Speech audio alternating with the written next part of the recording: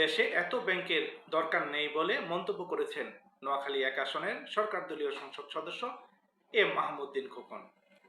আপনার কাছে কথাটি তিতা মনে হলেও কথাটি কিন্তু অনেকখানি বাস্তবিকভাবে প্রযোজ্য।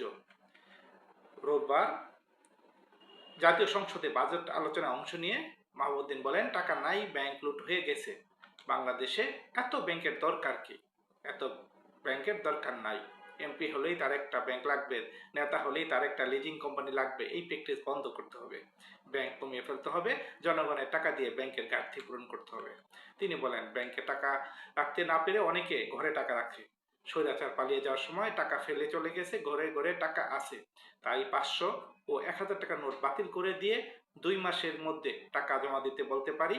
তাহলে ট্যাক্স দিয়ে টাকা বৈধ করতে পারবে, সেই টাকা বিনিয়োগ হবে এবং অর্থনীতি ঘুরে দাঁড়াবে। মাহমুদউদ্দিন খোকনের এই বক্তব্যকে আমরা সমর্থন জানাচ্ছি।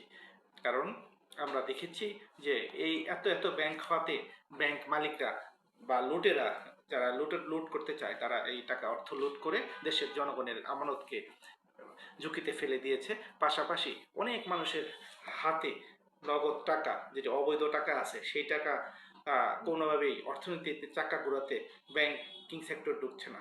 তাই যদি 500 টাকার নোট বা 1000 টাকার 500-1000 টাকার নোট 2-3 মাসের জন্য বাতিল করে দেওয়া হয়, তাহলে এই টাকা ব্যাংকে ফিরে আসবে এবং অর্থনীতি চাকা ঘোরাতে সাহায্য করবে।